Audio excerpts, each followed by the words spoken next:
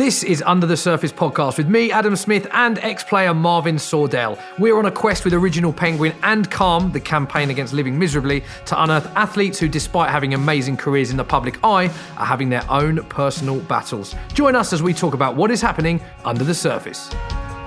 On average, 125 people in the UK take their own lives every week, with 75% of all suicides in the UK being male. Right, very pleased to welcome our next guest on Under the Surface podcast. This man had 77 England appearances, 2016 Grand Slam winner, 3 other Six Nations victories, 2 Premiership titles, a Heineken Cup. He is our only non-football guest as well. And he's a bit of a celeb, making an appearance in I'm a Celebrity. Delighted to say, please give a warm reception for James Haskell.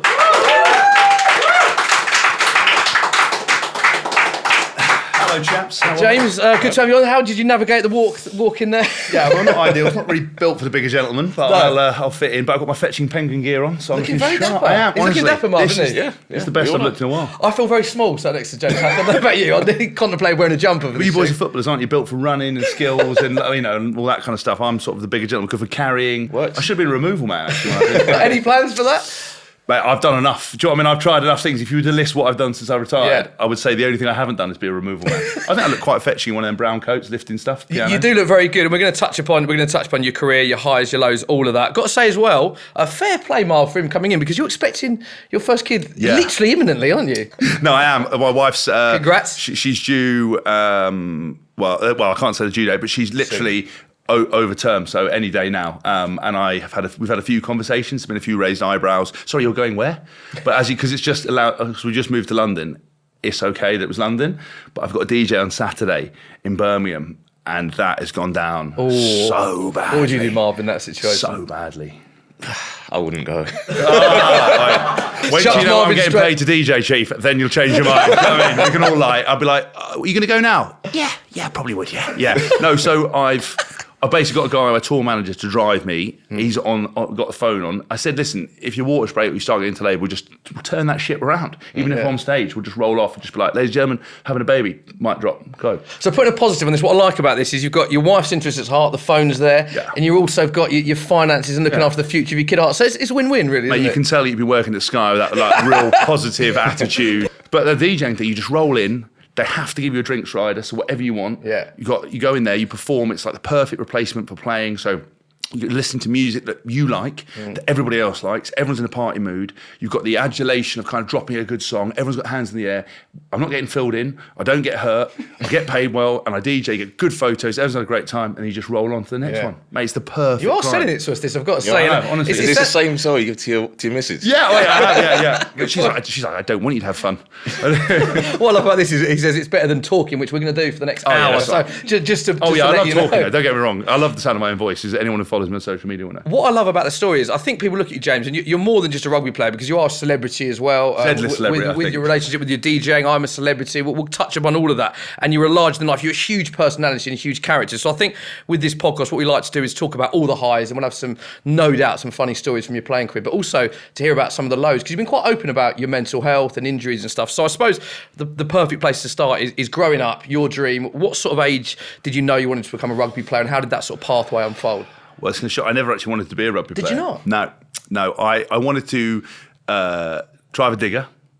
Genuine. That's what I wanted to do. Yeah, I wanted to be a JCB driver, and or I wanted to be in the SAS. That's all I wanted to do. And then my mum was convinced that I'd get shot if I was if I joined the army, mainly by my own side. So it was a bit of a, double-edged sword. So I didn't really ever want to be a rugby player. I went to a couple of schools that were very rugby orientated, and probably about 15 or 14, I started to play in the back row. My position was kind of really enjoyed it, had a good coach at the time, and I trialled for England under-16s, and I went through all the process, and those processes for kids, it's just the most draconian thing. It's awful. Why? Well, because it goes like, you go county to county to regional to divisional to, it's like 18 different layers. Right. And you're sort of, if you're, I was kind of, what's the word? I born with a silver spoon, but I was from a very different background. My parents actually didn't have a lot of money. They broke themselves to send me to school. But I was from a different sort of part. I'd never had a lot of hardship in my life. I hadn't really struggled. If I if you were everything was laid on for you. Do you know what I mean? At school, the schools I went to, there was no sort of, I could play any sport I wanted to. I went through this process, and you suddenly got to the end of it where, psychology comes into it. Even when you're younger, where some guy goes, "Oh, did you see that bloke over there?" You're like, "What?" And he goes, "Make him run 109 seconds." You're like, "What? Can he?" And you're like, you start believing it. Like, that kid can kick a ball wherever. That kid's so strong. And when you're young, you just don't, you believe everything. Well, I was slightly naive. So you have that psychological element. You're talking yourself out of it. Got to the final trial, didn't play particularly well, didn't do any of the extra work they'd asked me to do because I was 14. I was trying to chase girls. I was interested in other things, and they'd given you this kind of workbook to sort of do extra training, extra fitness, all the extra diet stuff. Got to the final trial, didn't get in. Got called up and said, "Listen, you don't get in." And I was like devastated. That's the first time I dealt with proper failure. It was like the journey had gone on, and then suddenly it wasn't. And I wasn't going to play for England under-16s. And when you're that age, it's everything. And that set me up for my journey, really, because I don't think if I got in, I probably would have carried on the pathway because it would have become addicted because of the success. Like anything in life, if you get results, you stick with it. That's why people who go to the gym like once or twice, or New Year's, they put running shoes on, they go running once, find out running is so boring and horrible for your body. They don't do it again. But if you commit to a plan and go to the gym, and you suddenly, after 4 weeks start seeing a bit of definition, you're like, "Oh my God, I love this." And then you become addicted. You've got to break the hump. And with that, I sort of failed. And my dad said to me actually at the time, he said, "Listen, we both know you didn't do the work you were supposed to do. You didn't really commit yourself, didn't play particularly well. You can either see this as an opportunity to come back better because you've got England under-18s. You can take yourself, you can start training with someone, you can start eating properly, you can start working out, or you can just play rugby for a bit of fun." And I think that switched something in me with my mentality. And I was like, "Do you know what? I'm going to do this." And a friend of the family was like a personal trainer, and a bit like a Rocky montage. I went from being quite tall, skinny, couldn't lift the bar on a bench press, fitness wasn't great, to coming back sort of a year and a half, 2 years later, 5 kilos heavier, way fitter, and got into England under-18s and captained it. Wow. And that for me was the perfect result at an early age of showing if you work hard, if you commit to something, if you follow a plan, if you dedicate and sacrifice, you get the results you want. And that has carried on to every other area of my life. And once you're on that conveyor belt of playing sport, you want more. Because England under-18s isn't good enough. You want 19s, you want 21s, you want club stuff, you want represent. And as soon as you get onto that treadmill, you want more and more, and your hunger to be better. And certainly it awoke a voice in my head, which was always like, "You need to do better. You've got to do more." And if I quit, if I said I was too tired, it'd just eat away at me. So I'd be like running in the rain. I always tell us, we had a bar in our school for the 17 and 18-year-olds the last 2 years. I was working behind a bar. I just didn't drink. I had free piss for last 2 years of my school. I just didn't drink. I just didn't. And I was like serving drink. I look back at it now, I was like, when do you ever get a chance to drink free drinks the whole time? And obviously I was like, I believe that drinking was really bad for you and all the kind of stuff that you sort of think when you're coming up as a player. So yeah, I made those sacrifices and ended up having some success. But actually, it's followed me into all other areas of my life. The DJing, I apply the same mentality. The writing the books, the podcasting, the production company, all of it's the same mentality. Did you find that, Marv, as well, as a young player, that you've got to have that physical and mental strength, that because I imagine it's so competitive in both your sports, rugby, football, and with the amount of competition for places, that your mindset is so important with how difficult it is for young players. Definitely, and even just what you touched on there about having failure is a common theme for most people who are successful. It's almost like a trigger point where it kind of just sticks in your mind. That's one thing I actually wanted to ask is, do you think if you didn't fail, do you think you would have been as successful? Because it's almost like a reminder, like, that time I didn't do the work, I wasn't good enough. And so I have to continuously always make sure I'm doing the work, because if I don't, that's what's going to happen. Yeah, I think that's a great question. I think 100%. And what's interesting, if you read any sort of very successful business person's kind of autobiography, they always talk about failure. They always talk about falling. And again, it's the old cliche, falling and getting back up again. And sometimes it's very difficult to do.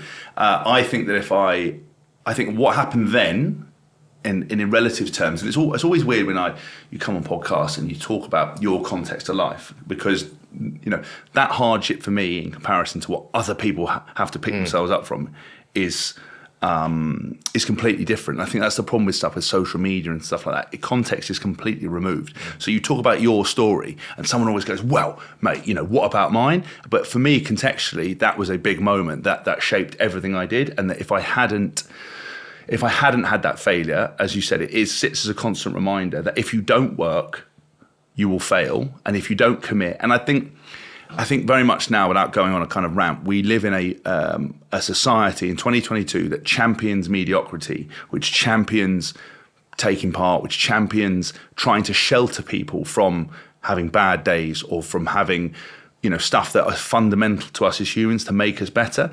And I think for me, it reminds you that also, if I put the work in, if I commit, I'm sitting there going, why am I not getting DJ gigs? And I look back at it and I say, have I put the work in? There's always something you could be doing better. There's always something you could be working on. And that for me was what that taught me, because I now means that I don't sit in a pity, like a pity spiral or, bottom lips going, because I look at it and go, well, what can I do better? You look in the mirror and you don't like your body. You're like, oh. That doesn't happen to you, I presume. No, I don't. No, you say that. It's weird. You do, because I think also because of social media and also because of the pursuit of kind of all excellence, the downsides of that, so you say all this stuff I'm talking about now, it's my recipe for success. Yeah. If you tried to do it, it might not work for you, but people find the recipe for success. So mine was oftentimes is using people's negativity towards me, is being the most prepared, is working hard and having a plan. But with your body and all this other stuff, you always want more, so you're never satisfied. And my biggest regret through my career was that I didn't celebrate stuff as much as I should have done, really? Because I was always on to the next thing. So if I came off a game and I got man of the match, but I missed a couple of tackles, I'd be like, well, I missed a couple of tackles. Like, yeah, but you got man of the match. It's like, yeah, but I missed a couple of tackles. So next day I'll be out practicing my tackles. DJ set and it goes wild, but I clanged a mix, or I didn't get something right, or there's something not right. All I think about is that. And that's the stuff that you have to address, because otherwise, if you don't address it, it can make you successful, but it can also unwind you. Because suddenly in retirement, you're not satisfied with anything. You're like, what? You don't celebrate anything. You're just constantly going. Well, there isn't. If you're not playing sport, what do normal people have as reference points for their success? Because if you're not lifting trophies, or you're not getting big contracts, or what are normal people? Well, you got a promotion in your job, or you've got to find things that are other little bits to celebrate. Having a child, getting your first house, having an amazing experience with your family, going on a all these things that you can suddenly make are successes for yourself. And that for me is very important, but it's something I have to constantly work on. So, I've gone off a bit of tangent, but yeah, for me, it is important. So I do often look at myself and go, oh, probably a bit chubby, I could do this, I could be a bit leaner. And my wife's like, you're an idiot. I said, yeah, you're right. And then I go off, you know what I mean? You seem to have an amazing positive outlook on life, and I just wondered if that was always the case when you were so young, because you made your debut at 18 years of age at Wasps, which I think was the youngest player at the time. So were you nervous then? Did you have this positive mindset? I just wondered how that sort of has spanned from that moment, because that must have been a huge moment looking back on it in your career. It was. I didn't always have a positive mindset. I worked very early on with a psychologist from the age of 17, because I didn't, contrary to the person you see on camera or listening to at the moment, I wasn't always the most confident. I was confident in terms of being a performer. So confidence in your own ability. You mean? Confidence in my own ability. Right. So I didn't believe I was very good at rugby. I didn't believe I still have issues around that now, where I said, well, I've done something and I can only dwell on the negatives of what I've done, as opposed to being like wholly confident. And people go, well, I don't understand. You just stood up in front of 2,000 people, done a speech. Yeah. You chat rubbish for fun. You're not shy. But often that can belie a confidence in, if you were to criticise it and go, I was still after some feedback and you're like, I just thought you were a bit this, a bit that. I sort of take that to heart. I've had to work on that quite hard. And so my debut should have been kind of filled with excitement, but actually I didn't play particularly well. We lost that day. The captain, a guy called Rob Howley at the time, sort of unheard of, kind of blamed part of the loss on me live on Sky. You're like, I think that's a bit of an unwritten rule. You don't do that, but I mean he did.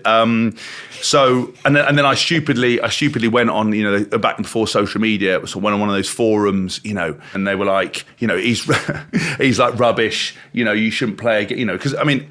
Why did you go on that forum? It's like the same way as people Google. It's like a form of self-harm. Yeah. It's what I tell you what it is about, because I've looked into it, a lot of it, and why people do it, and why social media is so dangerous.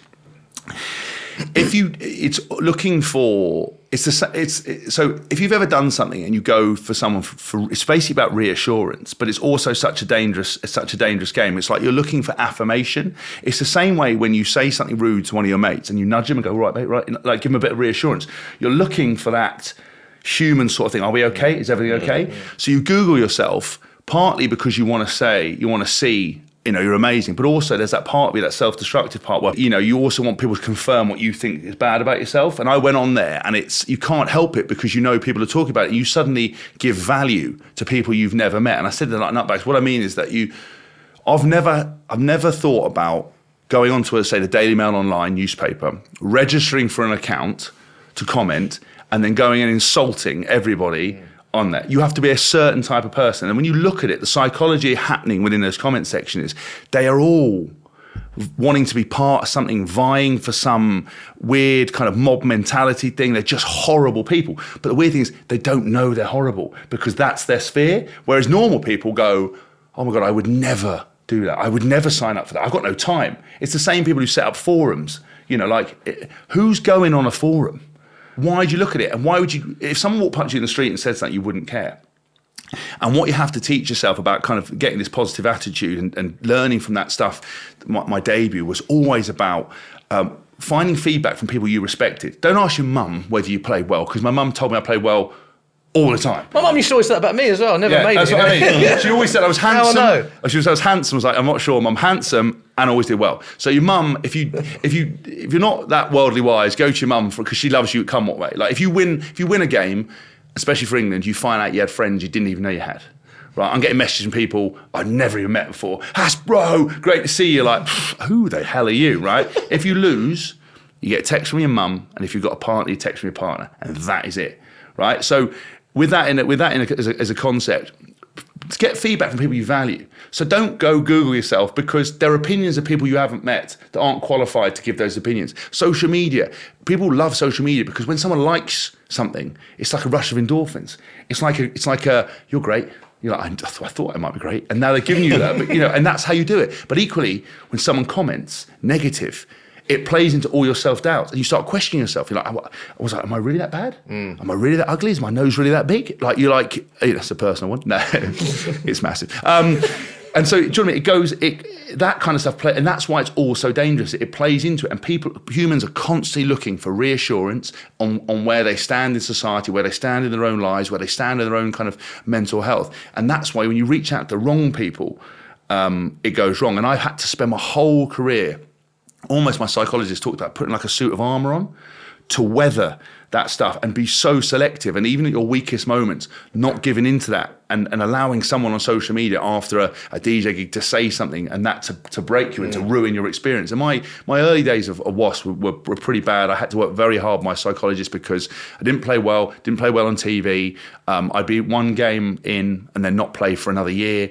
Debut next season, played okay, and then I let in a try, and then wasn't seen again for another year, and people were critical, and all that kind of stuff's very hard. But I ended up working consistently the whole time on putting that suit of armour on, understanding how to deal with negative comments. Like we had quite harsh coaches, and they thought they were sort of being constructive, but actually for me, it didn't work. Right, okay. So then I then had to learn about how did I want to be communicated with, so I couldn't be told. I mean, you probably had that, with coaches, you say stuff to you as well. I mean, yeah, where someone to say something thinking that you're going to go, God, now you said I'm rubbish, I'm going to go away and work on it. Instead, you're like, oh my God, he thinks I'm rubbish. Did you have that same experience where sort of coaches feel like they're trying to motivate you and just getting it completely wrong? Yeah, I mean, it's the same across a lot of industries. When it comes to management, it's almost a blanket approach. The best managers, the best leaders have a very, specific approach to depending on who the person is, what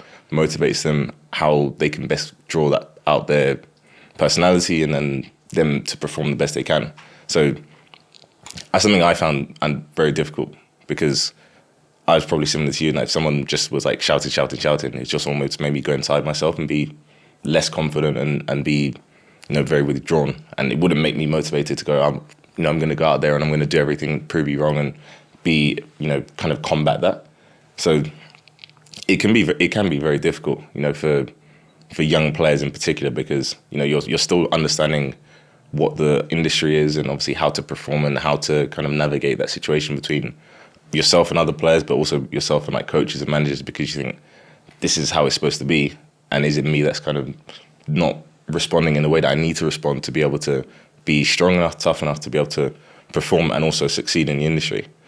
But it's so interesting that you had a psychologist at such a young age, because, well, A, because you were so young, so to even think to have a psychologist at that point, but also being in such an industry which is very heavily masculine. And even now it probably is kind of, mental health is still something that is not necessarily discussed. The reason we're sat here having this discussion is because mental health isn't still quite there in terms of people understanding it, and we're here to raise awareness. But back then, how did you navigate that? Did you even tell your teammates and stuff?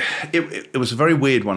The reason I actually started off on it was my godfather, who's been amazing in my life, a guy called Nick Owen. His wife Jill Owen is a doctor, is a psychologist.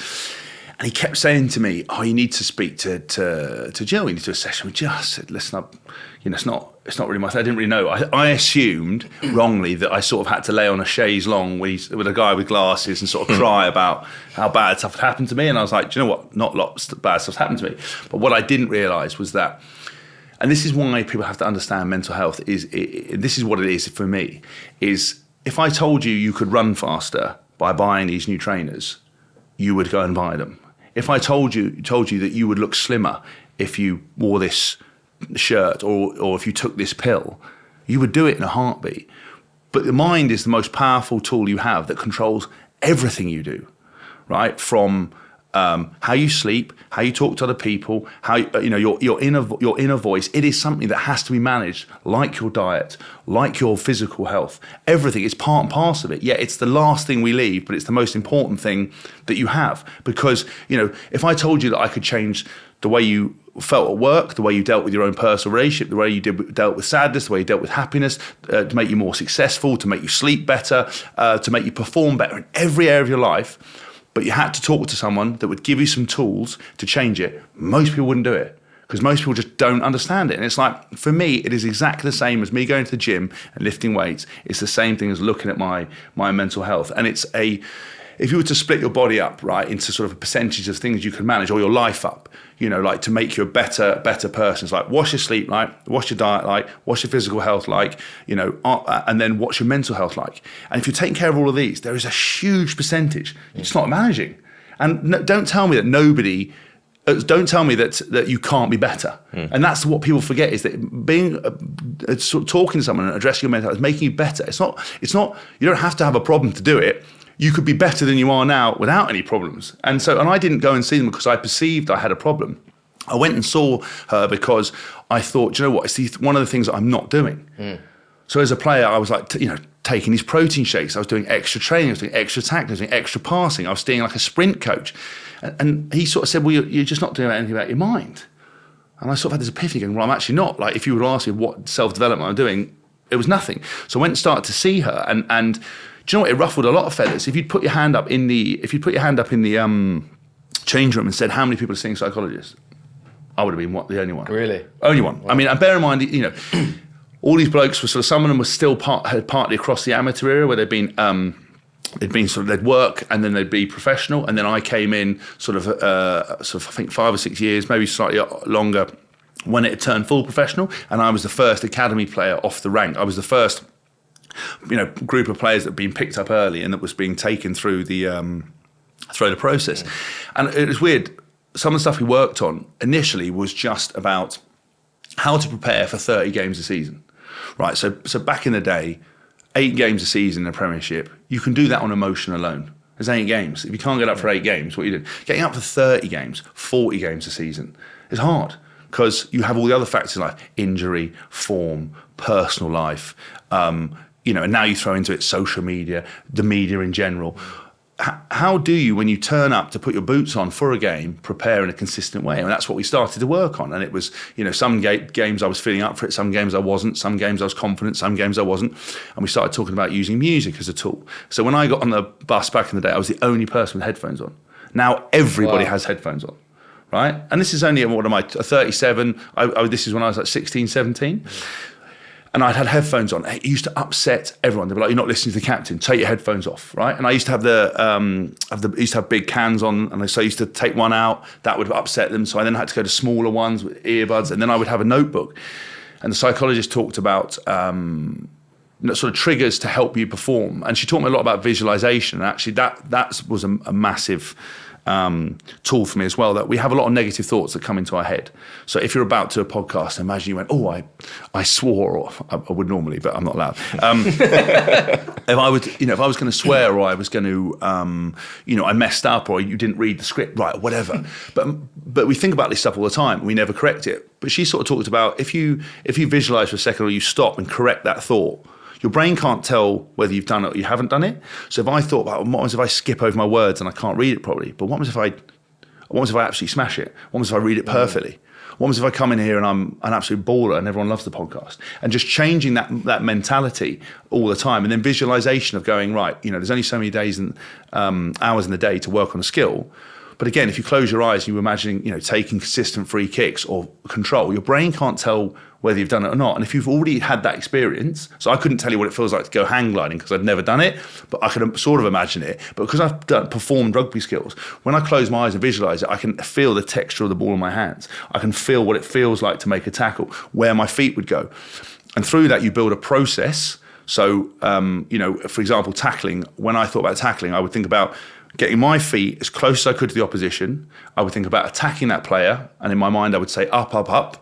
And I wanted to get my feet in close, so I'd say step, and then I would feel that contact. So when I was in games, I was thinking up, up, up, step, but that would reference my visualization. So everything was just a cycle of like feeling, feeling that process. And when I watched the video back and I missed a tackle, you could instantly see feet weren't in close, or I hadn't attacked the player, or I hadn't gripped with my hands, or I tackled with closed hands. So if I slid down the guy, I had nothing to grip. You could break it down, and that made your analysis of yourself easier. So it's the same way as if you were to go and do presenting live on Sky and you mess the whole thing up. I guarantee if you hadn't followed your process, which may be to read the script through before you've done it, do some preparation on your own, make sure that you were across all the names, you've done all the pronunciations correct. Yeah. I guarantee if you fluffed it, and I came back to you, did you do the preparation? And you were like, no. And I was like, that's why. There's a key in the process that didn't work.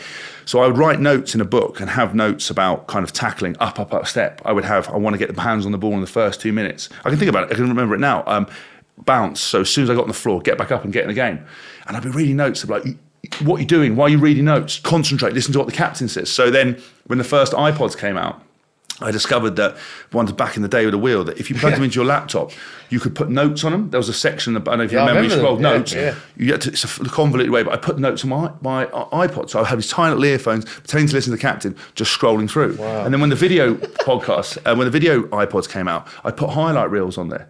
So I get the analysis guy to put a highlight reel together, because I found that if I had any self-doubt before the game, me watching me actually do it, like smoking people, scoring tries, footwork, doing everything, I would then be able to watch it and be like, that would fill me with confidence. Like, what are you watching? It's like, don't worry about it. Now, I would say that players are still not talking to a psychologist as much as they should. Everyone's got headphones on. Everyone's using music. Some people are making notes. It's a lot more common. But there is still this kind of bizarre thing about it. And I'm like, it's the biggest performance tool. What's amazing about that story is like I can learning so much. It's an area that I did sports science at uni many years ago, sort of sports psychology, an area that I've got a real passion in. But it's amazing hearing how passionate you are about that. But I think what struck me about that story is that before your very first session, you had to almost be, I don't want to put words in your mouth, but forced to go into that session. And there's a lot of people listening to this podcast that and we've had lovely feedback from people that unfortunately are going through so much difficulty in their life with everything that's going on at the minute with mental health issues, and that might be wanting to see, be it a psychologist, be it a counsellor, but it's having that first step to do it. So what would you say to people listening to this that have had people say that but have said, no, this is not for me? Because it sounds like that was your initial reaction and it's completely changed your life. Yeah, it has. I'd say firstly, if you had the answers yourself, you'd be right, you'd be fine, and you wouldn't be having problems. So obviously you don't. So if you don't have the answers, what do you normally do when you don't have the answers? You seek people who are either better qualified to help you than you are. And I would say that, if you've done everything else, reaching out and speaking to someone and having the fear of talk is what a lot of people criticise me about when I talk online, is you get these kind of meathead men that are like, mate, talking got me nowhere. Don't worry about it. Just get on with it. Just shut up. And, it's all about putting money on the table. That's all the problems. You're like, listen, firstly, if you've done everything else, you haven't taken care of your mind. Well, that's one easy win. Let's look at that, because that could be a potential problem. The second thing is, I'm never saying it's just talk. I mean, this is where mental health, for me, is sort of sometimes wrongly branded. It's about talking, but with action. Talk with no action gets you nowhere. It doesn't make a difference. It's not just about sitting around going, oh, I've got a problem. It's going, right, where do I get the tools to change what is going on? And you're going to have to shop around. It's the same way as you go to different clothes shops. Sometimes a fit won't be right. So you might go to a therapist and they might not have the right approach for you. You were talking about the coaches. You've got to find someone that you click with, that you're prepared to be vulnerable with, because to be vulnerable, you've got to open up to then be able to get the tools to get better. And what mental health is not about never having a bad day. It's not about never feeling rubbish. It's not about never going, what am I doing with my life? Or why doesn't nobody like me? Or why haven't I got the job I want? What it is as soon as you have those moments of natural human emotion, how do you get yourself back on track? So if you're riddled with anxiety, you're never going to not have anxiety. But how do you manage that anxiety? If you have an anxiety attack, how do you get back on track? If you don't get the job you want, or you get dumped by your partner, or you've got negative thoughts in your head and life is terrible and you hate what you're doing, you hate everything about it. How can you use some tools to change that, to get you back on track? And they say where focus goes, energy flows. And it's the same thing. And it's almost like a metaphorical sort of head movement. It's like if I'm looking over here and this is terrible, this is rubbish, I hate everything, I can't deal with it. If you can change my head direction, and that could be listening to a song. We've all sat in a car going, oh, this is rubbish, heard a song and gone, oh, suddenly I feel amazing. Yeah. That's a change of mental state. It's a mental switch, and it's just changing of state. And when you see a therapist, going to them and talking to them helps you change state, whether it's a psychologist, a psychiatrist, a hypnotherapist. I've tried hypnotherapy, I've tried everything. Because not one person has the solution, and it is a constant evolution. But help is out there, and I think the biggest thing that people say, and I've spoken to psychologists, I've always said, what is the biggest thing that people say? And they say this, and I look at the camera and say this. They always say, "It's different from me. It's different from me. You wouldn't understand." Right? Everybody says that. Oh yeah, I understand what you're saying, James, but it's different for me. When you've got everybody saying that, right? It's not different. You just think it's different because you haven't got the perspective, you haven't got the context. It's not different. There's always somebody going through what you're going through, and there is ways of getting out of it. It's not different. And the fact you're just making excuses and saying, look, I would change, but I can't change because it's different from me. It's not. You can break any cycle. There is a way out of almost anything, especially now with every kind of free platform to help, to get advice, to speak to people. Even if you have got no money, there are ways of consolidating stuff. Even bankruptcy, whatever the problem is that you have got, there is a way of doing it. It's going to take sacrifice sometimes, and sometimes it's going to get worse before it gets better, but there are ways of doing it. And trust me, somebody has what's happening to you, and you're not unique, however much you think you are.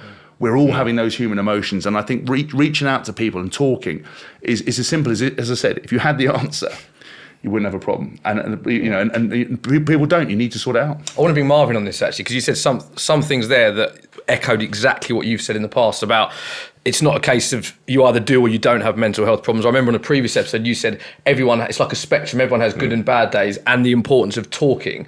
And that's something that you almost swear by, isn't it? How that helped you through your difficult times is opening up and seeking help. Yeah, massively. And, talking is, as you said, talking isn't the solution. Talking is essentially just understanding where the problem lies. Because most of us, when we talk about mental health, it's like, we don't realize how bad it is or realize what's going on unless we actually put it out there and vocalize it. We might have something bottled up inside for ages, and we just kind of let it escalate. And then we get to a point where we're like, oh my God, I'm in this horrible hole and I can't get out of. But when you start to talk about it, you realize what the situation is.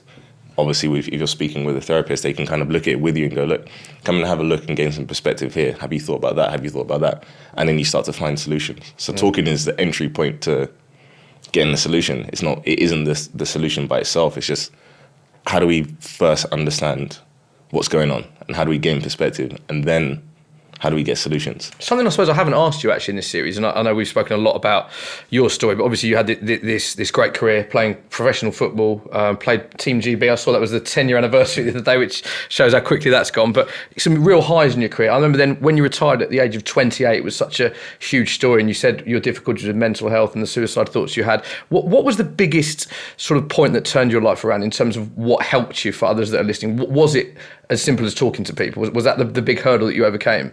That was the biggest thing in terms of just me getting a perspective. Right. You know, the first thing I did was write.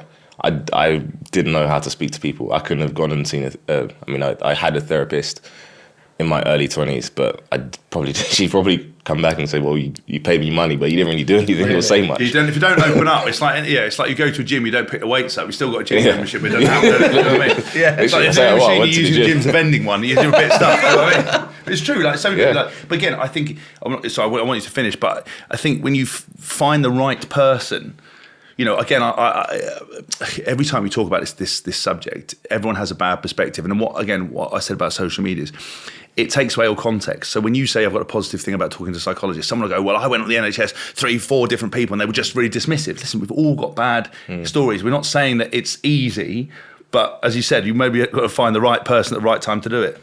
Yeah, but not even just the right. Sometimes it's the right method as well. So initially, I started trying to speak to a therapist, and it didn't necessarily work. It wasn't necessarily the right thing for me, particularly at that time. It helped in a way, but it didn't get me where I needed to get to. And I started writing poetry, and that was the first way of me actually getting my emotions out in some way, and then being able to get perspective of it. And I looked at the stuff that I'd written and gone, oh, is that how you feel? Is that what you think? And from that point, I was able to then share with friends and family, people who are very close to me, and go, this is where I'm at, this is what's going on. And straight away that broke the ice, because I didn't necessarily know how to say, look, I'm not in a good place. I don't really know what's going on. It's interesting, again, there's so many like stigmas around. So many things. But I don't understand men who suffering in silence, or like struggling, or asking your friends how they are and having a conversation and actually going, how are you, mate? I'm fine. You're like, no. How are you? Go, well, and making this big song and dance for it. I don't think it's not clever. You're not more manly, because, you know, at the end of it, taking your own life is such a traumatic thing. And I think a lot of people feel like it's the only way out, and they feel like they're not being selfish. They feel like it's the right thing to do, and that they're going to, you know, everyone will be better off. A lot of people say. But actually, if you've done what you've done, like you said, and found like a place to express yourself, like through poetry, but also being able to find, like, and being able to reach out and talk to yourself, it's like you suddenly, the fear of not speaking, the fear of speaking is actually way less when you actually do it. You know what I mean? When you imagine people were probably much more understanding than you thought they would be, maybe. Yeah, I mean, listen, when I first spoke about it, especially publicly, I was like, I had no idea what to expect. You know, being in the environment of football and going into the change room the day after, you know, newspaper articles coming out and me speaking about all of these experiences with mental health, I'm walking into training terrified, thinking, what on earth is going to go happen? How are people going to speak to me? How are people going to perceive me? You know, am I going to be seen as weak and kind of, you know, outside of the group because of the fact that I'm kind of being vulnerable here? But it was something I needed to do, and I kind of accepted, like, that however this goes, it's going to go. But I was still worried. I was still scared of the perception. But it was overwhelmingly positive, and probably a lot more so than I probably could even imagine it was going to be, because not only did people understand me better, but also I had a lot of people come up to me and speak to me and be open about their stuff as well. And I thought, whoa, actually, this isn't just me. You know, that's the thing that we say is so common in you know, every episode that we've had so far. It's just like everybody that suffers from any mental health problem, they're like, you know, it's just me. It's what I'm going through, and you know, like you said, you wouldn't understand because everyone thinks, you know, I'm the only person that's got this bad. I'm the only person that's going through this, but everybody's been through it in some capacity. Everyone's got something going on as well. Yeah, everyone has. Like, you look at all the people in Israel, everyone's got something. Like you said, varying degrees. It could be you don't like the way you look in your clothes. It could be from I'm having terrible dark thoughts to, whatever it might be. And that's what everybody forgets, and they think it's unique. And I love to hear the fact that, especially because I think football sometimes gets a bad rap, especially around kind of the stuff around about like LGBTQ plus stuff, about the acceptance stuff. But even though I think rugby does some really good stuff, we still don't have, I don't think, any currently out players. And it's like, statistically, in both these sports, there's going to be people, and my biggest thing with any of this stuff is that if I knew you were struggling, and I've had players that I played with who wanted to commit suicide, had some addiction issues, had all this stuff. Some were peri-suicidals. They were planning to do all this stuff and sort of hoarding Medicaid, all this kind of stuff. And I remember when I read about it in some of the papers, I reached out and said, mate, why did you not talk? And then actually I said this to my wife, and then it made me reflect on myself, and was my demeanour. Did it help encourage people to do that? Was I too much of a meathead alpha male, or was I putting too much of that across to then people to be able to be comfortable to then speak to me? People then go, oh, is that what you're going to be like if I came to you? But I was more devastated that I'd sat in change rooms with these people, and I just wanted you to come up to go, listen, mate, I'm having a shit, and I'd be like, wow, okay. So just to confirm, you didn't know about that until you read it in a newspaper? I had no idea. These are players or teammates that you knew very well, spent days with, and you had no idea they were struggling? No idea, because I think you're quite good at hiding, aren't you? If you sort of wear that, I said a suit of armour in reverse for dinner, you're sort of wearing a suit of armour not to let people in. You're probably, a lot of times people overcompensate. It's only when kind of you go home and you're left with your own thoughts, I imagine, is when it kicks in. Yeah, massively. You're in that environment and everyone kind of shows up wearing that mask. Everyone doesn't want to be vulnerable or be themselves, essentially. It's like, what do I need to be to fit in, to this day, in this environment, to kind of get through the day and make sure that I'm not being picked on, not being the butt of the joke, or not being the one that's left out. I just want to make sure that I can do what I'm doing, fit in, and continue my day. And what was so interesting about after I spoke about my mental health problems is that so many of my teammates that I thought, oh, these guys are all fine and stuff, had conversations with a lot of people, and very, very deep conversations, things that would never have happened if they never saw me say that, which then made me think, why is it that we don't have this environment and this culture that we can just speak? Because we're just two people, we're mates and we're colleagues. We're just having a normal conversation about what's going on in our lives away from our sport. It doesn't. They don't have to sit together, if that makes sense. It's not gonna, because this is going on in your personal life, it doesn't necessarily mean that you're a bad performer, or you're not gonna be able to perform. Sometimes they do it, one affects the other. Yeah. But a lot of the times they're just two completely separate things. Sometimes that is your escape. Going out to perform, it's just like I can just switch off and I don't have to worry about life and my problems. But then that's 2 hours maybe a day, 3 hours maybe a day, then you've got all of the rest of this going on here. And I think the biggest thing when it comes to encouraging people to speak is having that environment and having that culture of being open and being approachable as well. Because there can be such blurred lines sometimes, as you say, you're devastated that people didn't come to you and reach out to you, but it's hard. It's hard to kind of, to create that environment, but something obviously that we need to try and do better in just, I guess sometimes that comes from just being yourself. Yeah. Being yourself, being open enough to say, this is where I'm at. And so then someone goes, oh, okay, it must be all right to speak to that person because they're quite honest. Yeah, that's weird, because I always try to admit it, because I think I do have the demeanour. If you were going to draw toxic masculinity and open a dictionary, I think there's a picture of me in there. But also the stereotypes around all that kind of stuff, I would fit into that bracket. But because I'd spoken about psychology and talked openly about, so again, a lot of my stuff around mental health was performance related, but through that process, I uncovered that I was pretty, lacked a lot of self-confidence, and I didn't deal with criticism very well, and I would get quite down. It was never, never got sort of beyond that, but it was that. And again, contextually, in comparison, woe is me. But for me, that was a big deal. And I was quite vocal about it, but then I thought by being vocal about it, and by being vocal about it now, if I can do it and I can talk about it, and I'm a perceived meathead alpha male, people should be able to do it. Because I think as well, just like you talk about race, like nobody's born racist, they learn it. Nobody's born to put kind of, if you were gay, somehow that doesn't make you be able to perform at a physical sport. You suddenly can't be aggressive and absolute badass. 100%. if you've got mental health issues, suddenly doesn't mean you can't be part of the lads or you're part of the team. We put these labels on people and believe it to be the case. And I mean, like Gareth Thomas was a famous sort of gay rugby player who came out after he finished playing. Mate, he was one of the hardest, nastiest people in the world. But again, stereotypes, it's bollocks. And it's the same thing with mental health issues. It doesn't make you any less of a person. And even if you look at social media, all these celebrities that you put on pedestals, all these fighters, whoever it is you look at, has stuff going on because that is the way we're programmed. Nobody has complete control of their emotions. Nobody doesn't have a bad day. Everyone has self-doubt, something they don't like about themselves.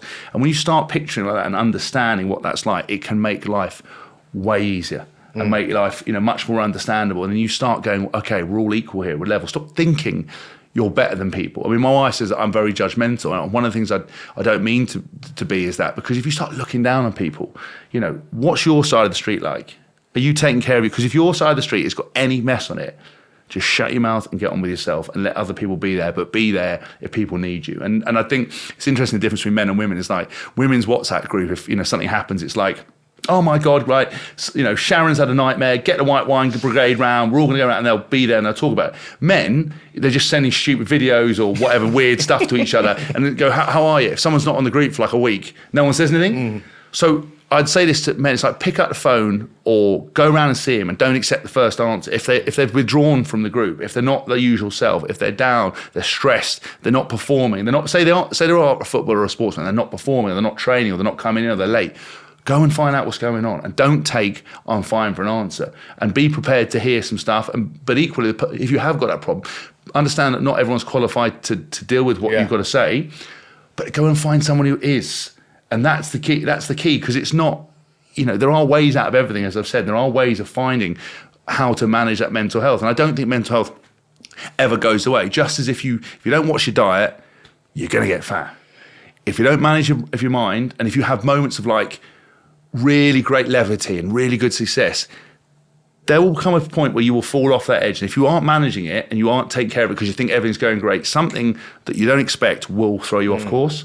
And you've got to go back and manage it. And I think it's a constant battle, but the positives just outweigh any negatives, I think. But it is that first step of talking, like you've said, your teammates, and you've said about your situation. And it seems to be a common issue with men particularly, that it's so difficult to talk. Why do you think that is? I think it's the way we're brought up. And I give you an example. Boys don't cry. Boys need to be tough. Little girls can show emotion.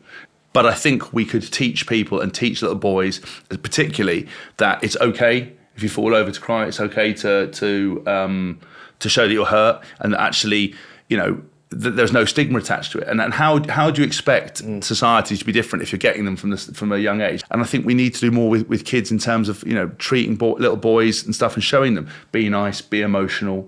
It's okay to cry. It's okay to talk about your feelings. It's okay to express yourself. And try our very best to do that. And it's not easy, and I don't think there are any miracles, but more often than not, it starts with the kids. I want to go back and talk to you about your career, because we've divulged some fascinating chat here. We haven't spoken much about over, mate, your career. It was amazing. That's it. Yeah. A couple of quick fire ones. First thing I wanted to ask you, it probably isn't a quick fire actually, but you went abroad. Asking me, because never a quick fire. Chief. Ask one question, come back an hour later. You played in obviously this country. You played in France, Japan, New Zealand. A lot of different experiences. I imagine as a relatively young player going to all over the world playing. I presume you didn't learn or know all of the languages. So how was that sort of experiences, and how did that improve you as an individual, and how difficult were those moments? I mean, again, I talked about kind of being from a privileged background in regards to, my parents were always very present, always very supportive, provided, even though it kind of broke them financially, provided everything for me. But I was kind of a homeboy. I was probably quite soft. I learned to be much more physical through rugby, but I probably didn't match up to the what you would see in front of you.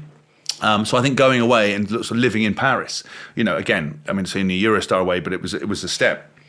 Going to a place where culturally completely different, not as professional at the time. Going with all these guys I'd never met, didn't speak French.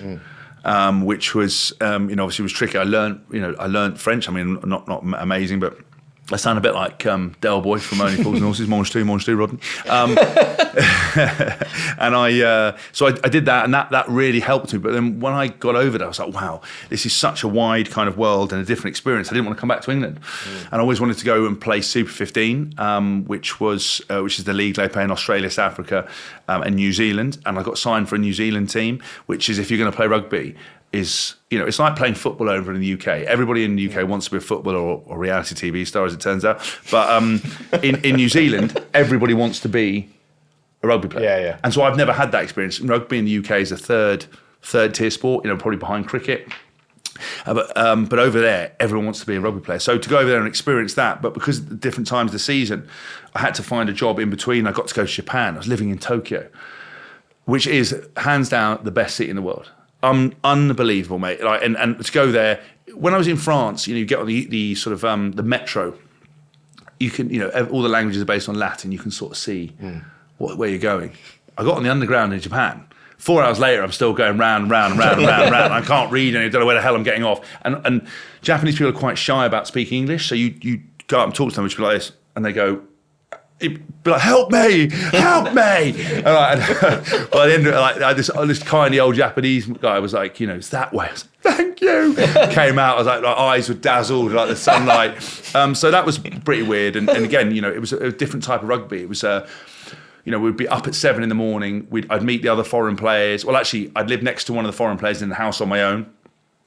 I'd go to the next door neighbour. He had 2 kids and had his wife. They cook me breakfast. I'd eat breakfast, put our suits on, go and get a taxi to the train station, get a train station to the Central Stadium in Tokyo. Kickoff was at 12 o'clock. It was like school. Wow. We were done by 2 p.m. And you were like, just had this whole completely different world. Yeah. I lived next to the training ground. I was on a bicycle, just the training ground, the first time. Whereas when I played at Wasp training ground was in Acton. My parents' house was in Berkshire. So it was an hour and a half. In Paris, you had to leave an hour sometimes because of the traffic. And I drive past the Eiffel Tower and all these amazing spectacles, and everyone wanted to come over. So my house was always kind of full. New Zealand, I was just doing, I was doing fishing and boxing and shooting, and that was it. And that was all you did and play rugby. And we'd go to Australia for 2 weeks, go to South Africa for 2 weeks, meeting all these players that I'd only ever seen on TV or played against when I played against New Zealand, South Africa, or Australia, made friends with them. Japan, just completely mad, on a bullet train, 2 hours into Kobe, playing on Christmas Day. That's a weird one. Talk about getting up for a game. Sitting in a hotel room with a tiny little fish finger bed, the ones with a real one your nan used to make you sleep on, when you ran to a gaff like that, little wafer thin mattress. So all those experiences, they kind of taught me to be much more resilient because nobody's looking over your shoulder.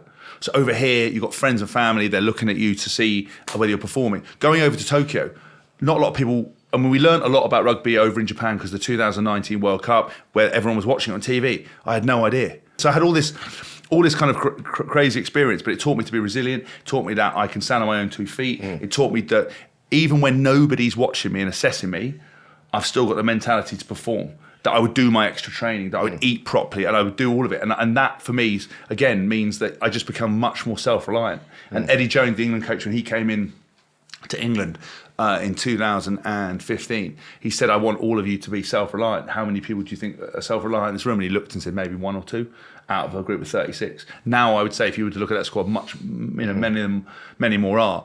But I've always been self-reliant, and I learned that because it's so easy to go over there, take the cash, sit down, not do anything. No one's going to judge you. But if you've got that personal fire and that personal desire to be successful, that's what keeps you alive, and that's what taught me, and I had a hell of a time. Loads more stories I can't say on here. Perfect time to move on, I think. Yeah. You mentioned England, we've got to talk about your England career. Fair point. 12-year career, 77 appearances, a lot of titles in there as well. Talking about some of the highs and lows, would it be fair to say the 2015 World Cup was a bit of a low point, and there was a lot of media attention around that World Cup, wasn't it? And how did you deal with that? Because obviously you've told some amazing stories on this pod. You said yourself you're a confident, the ultra masculine guy, but you've admitted as well that with certain aspects of your career you've struggled. So I just don't mind if I ask you about the sort of low points before we talk about the highs and how you overcame sort of those periods. I'd say, actually, so England won the World Cup 2003. I wasn't involved. 2007 got to the World Cup final. Wasn't involved. 2011, we got to the quarterfinals, and then we were described as the worst English touring side in in history out of every sport, and that was like fraught with everything on that tour you could possibly imagine. A scandal, nightmare. I won't go into it again because it won't make the cut. And that was a pretty low point. I thought I was never going to play for England after that. Did you? Yeah, that was bad because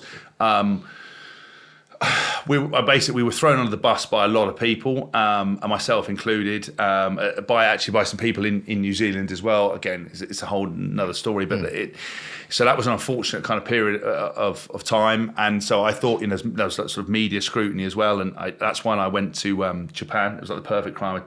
I went off there and sort of rebuilt my career in that respect, and then 2015. I came back into that England squad in 2012 when I was in New Zealand. I came back off tour, went to South Africa to play against Africa with England, went back, finished in New Zealand, and then came back and signed at Wasps. And that was hard because 2015, I actually didn't play a lot. I played 10 minutes against Wales and then sort of 45 minutes against Uruguay. So I was sitting on the sidelines for the rest of that. So actually in terms of my own personal kind of scrutiny, I didn't have it too bad, and because I sort of always been managing these things, the biggest lows I'd had in my career in that period were the media. I mean, I'm very much like Marmite, as lots of people when they listen to this pod will realise. Some people will love me, some people are like, he's the worst thing that we've ever heard. I'm pretty comfortable with that. I think if you're all things to all men these days, then I don't really want to be like that. I think that's very vanilla, and I don't want to be controversial for the sake of it. I'm just sort of me, always me, to my sort of cost at times. And I think throughout that period of time with England, I had those ups and downs. I say injury was the worst part of all of that, and also getting older. The last 2 years of my career, going from kind of an 8-month layoff with a toe injury. I know it was a proper injury. David Hayes sort of made him sound a bit rubbish. You know what I mean? I was at that fight. Yeah, but yeah, he sort of done. Every time I mentioned a toe injury, I was like, oh, made up. No, and I had to have that reconstructed. I was out for 8 months, and they sent me these boots, and they were NFL ones. So there's being a bit boring here, but the NFL have a foot and ankle committee. So the football boots that a lot of these companies sell now that you can fold up on top of each other, that all these people get metatarsal injuries and everything else like that. It's because they're absolutely rubbish. They're like little thin pieces of plastic. Whereas in NFL, you have to have boots to support your feet that will deal with the traction, and there's a minimum standard. And I was going to have to. I thought I was never going to be able to play. I thought, I'm going to have to tell him, listen, you can't. And he wanted to back me. He was like, I'm going to make you play. And I was like, I don't think I can. And they sent me these ones, and I'm size 13. They sent me a 12 and a half, and I put them on, and I was like, idiots sent me wrong. And I was like, oh my God, I can run without any pain. Instantly you felt that. Oh my God, I could not believe it. The relief of being in pain the whole time, limping the whole time, unable. I was like, oh my God, I can actually run around. And then we went into that Six Nations, and we won the Grand Slam. Having come incredible turnaround from 2015 to Well, 2016, wasn't it? It's that what Mum said. It's to do with the fact that a coach suddenly came in with an approach that suited the players in that group, was task focused but people focused, where the bloke before had been far too task focused and had too many other alpha males in the coaching staff. The balance of the coaching staff is as important as the balance of the team. Because if you're all alphas and you're all task focused, who do you turn to for compassion? Who do you turn to for a word? Who sets the vibe? And Eddie came in and changed it dramatically. He suddenly, was engaging with the players. You suddenly felt empowered. The environment was aspirational. You were treated as adults. I was treated like an adult instead of the naughty kid in class. Even though I was trained as hard and harder than anyone else. I'd be the first one out, last one in all the time, and I'd always put the extras in. He saw that in me and went, all I have to do is put my arm around him. And he says in his book, his autobiography, I saw that there was 2 or 3 key leaders within the group. I knew I had to get them on side and manage them, and if I managed them, they would do a job for me. And I was one of them, and we've become friends off the back of it. And he got the best out of me in anyone I've ever, any career I've ever had. Entire career. Any career you've had. Any career I've had. He got the best out of me because he understood what made me tick. He would say to me, listen, this isn't going well. I need you to go and speak to this coach. He's going to help you work on it. I want you to do this. If you do this, you're going to play well. And I just went and go and did it. And he knew that I wanted to work.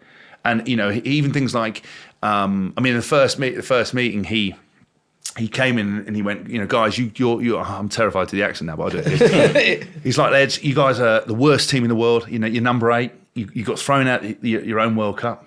You're telling me that Scotland are better than you. You're telling me that all these other teams are better than you. I'm going to take you to number 1 in the world.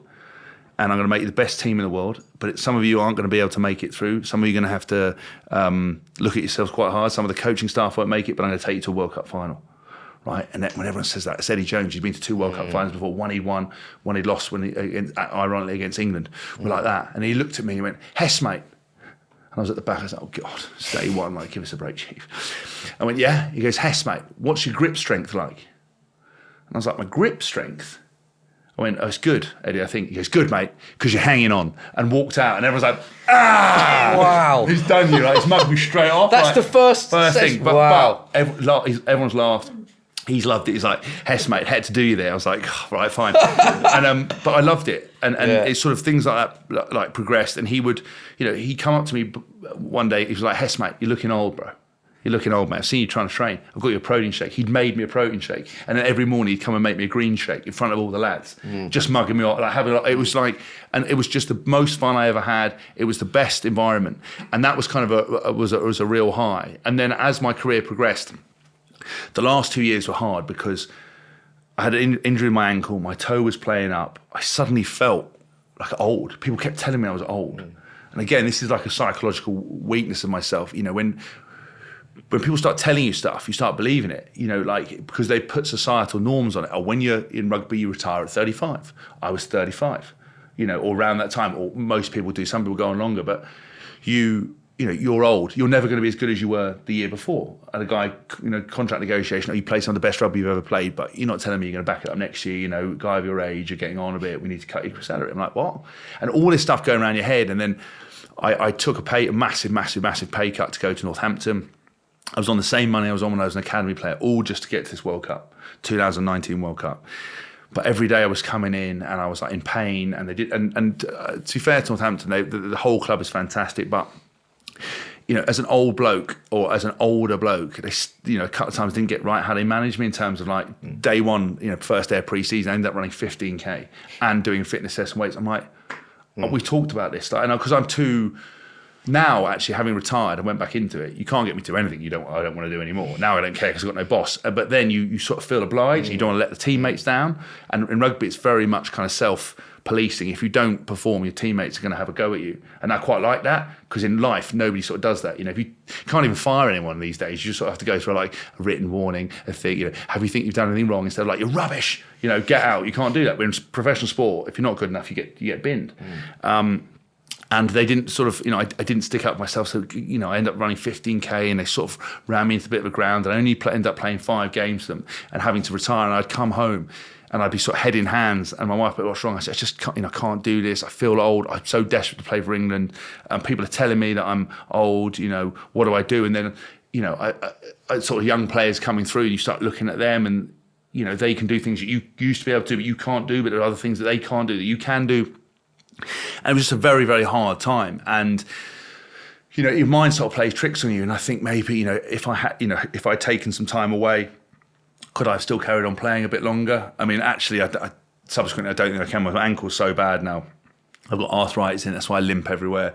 And, they want to fuse it now. So I don't think I could have gone, and I don't think I could have gone to the World Cup, but that was a really bad time. And for me to admit, for someone that was so physical to turn around and go, I can't do this anymore. I cried like a baby in front of the team. Talk about being emotional, man. I'm always like, I went into the team meeting like everyone's sitting here, and I just couldn't get out. I said, wanted to say to the guys that I'm going to retire, and I just cried like a baby. Because it was just such a so tough part, so sad. It was like my whole career came to an end on the back of me like not being able to perform anymore, and that's that's so hard. And I think my mental health has probably been tested more in retirement. Well, I would say it got tested through those moments in my career, but more in retirement where you've lost your identity. I mean, that's probably a whole pod on itself, but kind of that, I was a rugby player. I was James Haskell. This is how I was defined.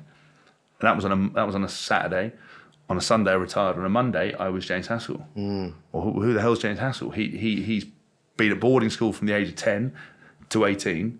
And he's been a professional rugby player from 18 to 35, been around men his whole career, has had a routine his whole life, and then it's like that animal that you see on that, they go, we can't release this animal back to the wild because it doesn't know anything. There's a lion that like just sits there waiting for dinner and stuff, and it's like you're definitely going to get eaten in the real world, or something like a pigeon that goes up and tries to be friends with a dog. You're like, you're going to die. Right, that was like me. I was like, I didn't know what to do within some respects, and that's the hardest. Losing that identity and suddenly going, what do you do? And that's why you see so many players, I think, struggle with mental health post-retirement. They probably had it through their career, but it then sends them off the cliff because they don't have the structure, they don't have the routine, they don't have that chance to switch off for the 2 hours you said, which can mask a whole load of stuff. Take all of that away and leave them on their own, and they suddenly, because they didn't plan for what they were going to do afterwards, they're suddenly doing a job they hate with people they don't like for half the money they got paid. Mate, that is like literally pulling a pin out of a grenade and just throwing it into your life and waiting to see how that blows up. It is a common theme we find, don't we? Have you found that with ex-players you're in touch with, Marvin, that actually when the routine goes, when everything they've dreamed about from such a young age, I mean, we see kids in academies at the age of 7, 8 years old now, and obviously when you come to retiring at a relative young age comparative to most industries, is that a theme that you found that a lot of ex-players struggle to deal with the lack of routine? Yeah, I mean, even myself, no, obviously I made the conscious choice myself to retire.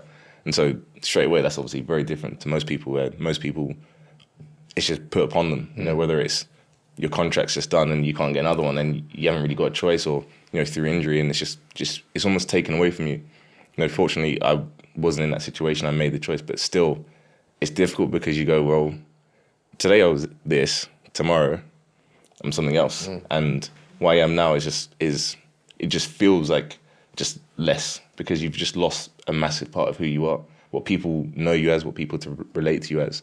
And so then going finding a whole new way of living, a whole new life and a whole new identity can be so difficult. You know, I think it's such a common theme, particularly within athletes who go from retiring into a new pathway. The first thing they go is, well, who am I? Because the first thing that people ask you when you're an athlete is, oh, how's the game? How's training? You know, what club are you at? What's going on? Everything is just completely based around work, essentially, which isn't necessarily healthy. And, you know, that's your identity. It's your job. It's your, you know, your release. It's literally everything. And then all of a sudden, it's just gone. And so then it's like, what direction do I head in? And that's why a lot of mental health problems probably come in at that period, because it's, well, I need to feel something. You know, for a lot of players who, you know, used to playing in front of big crowds and stadiums and kind of feeling that adulation and people looking up to them and kind of putting them on that pedestal, then what do you do? You know, where do you get that buzz and that feeling of, you know, you know, you've had a good game, and you get that, you know, rush of endorphins where people are giving you validation. So, James, you spoke about some of the difficulties there in your career. What was your highlight? Because obviously you had an amazing career, so many games for England, trophies that you won, at club level for England. If you had to pick one moment, what would you say? I'd say for me the Grand Slam 2016. You know, I'd failed 3 times before with the team to win the Grand Slam. You know, we were lucky to be in that position, but to get there and to win it and to finally do it, and it's something that people can never take away. Your first cap they can't take away. Your 50th cap, you know, because they give a lot of caps away for your first cap. You know, there's a lot of people we know one cap, but to get your 50th and then to get the Grand Slam and to seal it, and to never have to deal with that criticism. That's why I pulled those 6.5 shirts out. I saw that. That was a little dig at the media, the criticism you'd. Yeah, so I was playing. So a guy called Chris Robshaw was playing. I was playing 6. I was playing 7. You know, you don't need to know a lot about rugby, but essentially the stereotypical position of a 7 is a smaller squatter kind of guy. Yeah. They kept saying that I was more of a 6.5, and that Chris wasn't really a 7. He was a 6.5. So I got these shirts done. They were sitting at the bottom of my bag, and I was like, "If we win the Grand Slam, they're coming out." If we hadn't, they would have been burnt. Like no one would have seen it. But obviously, we just pulled them straight out, did it to the media, because I love that. You know, it's like media aren't very accountable very often, so you get to have a little dig. You look very happy in that photo. I've seen that photo. And actually, I'm glad you said the Grand Slam, because in that shot, the iconic shot of you and the team lifting the trophy, you are front and centre, and your face just speaks. Yeah. I mean, you look absolutely buzzing. I'm mangled as well. Good night that night. Yeah. Well, do you know what? It was actually. We actually then went out to VIP rooms in Paris, and I'm trying to think what his name now is. 50 Cent. Oh, wow. And Busta Rhymes.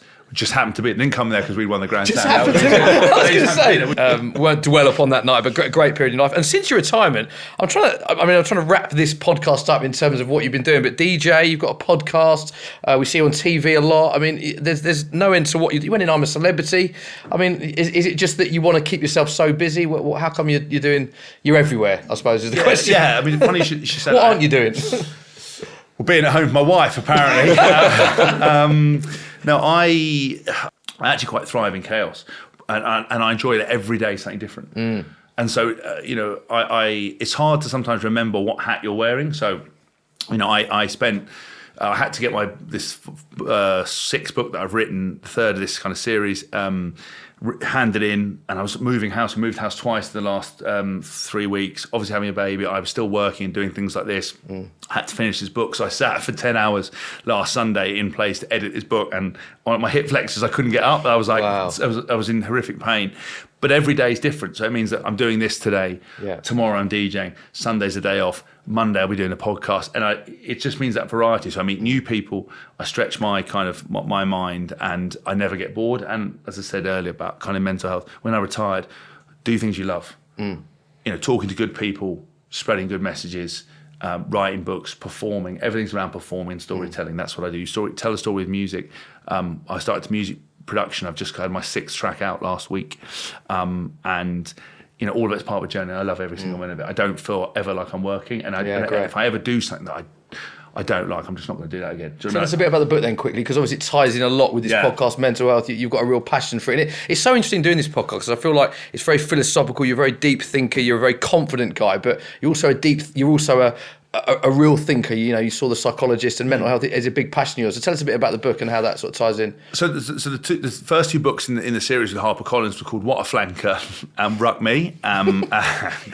So the third one's called Approach Without Caution. Completely different. Completely different. They could say that title then anywhere. And so Approach Without Caution is a lot of the messages that came out of the first 2 books, past all the stories and the kind of stuff about my career, was how I dealt with stress, how I dealt with failure, how I dealt with my mental health, how my approach to life, some of the stuff that we talked about today. And I put it into this book with some sort of stuff on what I feel where society is going at the moment, but around these 5 pillars that if you are struggling, how do you, recognise that? How do you reflect? How do you resist? How do you sort of change and how do you move on in terms of moving on with those problems? And that's kind of been really nice. It's completely different. There was obviously a little bit of humour, but it's much more kind of serious and centred around this kind of stuff. Because I think, I'll make it very clear, I'm not qualified in any way to offer mental health advice. And I think we put people on pedestals on social media now and listen to all their advice. It's like, look, they've got no qualifications to do it. They just happen to do a TV show and you think they look quite nice. But what I've tried to say is this was created out of the cauldron of being a professional rugby player, of being a bit of an idiot like I am, having ups and downs and lows and highs and all the stuff around it, and working with some of the best coaches, psychologists in the world. And this is what we created this book. So hopefully some people will find value in it. Brilliant stuff. Marvin, I wanted to get your thoughts just firstly. First non-football podcast. I mean, it's been in such an open chat and a really sort of... He's like shocked. He's like shell shocked. He's like... That's not what to say. Marvin, are you okay? Well, I think what's amazing is when James talks, you really listen, and he's obviously had so many highs and lows throughout his career that you can't relate to, but it's amazing hearing how honest he's been about his life and his experiences and everything that's got going on. Yeah, I mean, massively. And I think the big thing that interests me the most is just how you think about your own well-being, how you think about psychology, because it is a key to performance in every single aspect. And the way you kind of relate it to physical health is similar to the way I think about it as well. It is something that is so important in trying to unlock your potential, essentially. So the fact that you thought about that at such a young age is, it's incredible. And obviously the journey you've been on and how much you're looking to just continuously improve and continuously find best ways to perform. Yeah, James, I've got to say, it's been absolutely fascinating. What I love about this series is we have so many similar themes, but so many different stories that get us to those themes. And I think it's just been incredibly honest and open of you to come on. Just really final question is what advice you'd have for people. A lot of people listen to this that would be entertained, but also people that are struggling with many different issues. So what finally your bit of advice would be for people listening to this podcast? Well, I think you've hit the nail on the head. I think you all come back to the same themes, which means that they're universal, that we all experience, and unfortunately, there are no miracles to fixing mental health. It is a long journey that involves talk with action. And the first step is talk and opening up. And I think for me, it's important to reach out to people that can help you. Remember, it's something you have to revisit every single day, and that you're going to have good days, you're going to have bad days, and you're going to have everything in between. But it's how quickly you get back on track, which makes the difference. And that you might think that you are unique. You might think your problems are so unknown to everybody else, but they're not. The themes will always come back. There'll be things that you are experiencing that can be solved by the same things that I might use for a different problem. Yeah. And I think especially to men, it's not clever not talking. and it is far worse leaving stuff and taking your own life than it is to reach out and speak to someone and put the work in. And for me, it's the easiest option, and it doesn't make you any less of a man. It doesn't make you any less of a human being to put your hand up and say, I've got problems. It actually makes you better. Strong people speak and talk and address stuff, and they're successful. Weak people don't speak and suffer in silence. And for me, that's the number one lesson. I think it's the perfect note to end it. Thanks once again for coming off. Congratulations, all the best with the birth of your child and everything you've got going on. Big thanks to James Haskell, everyone. Thanks, mate. Brilliant. Superb, mate.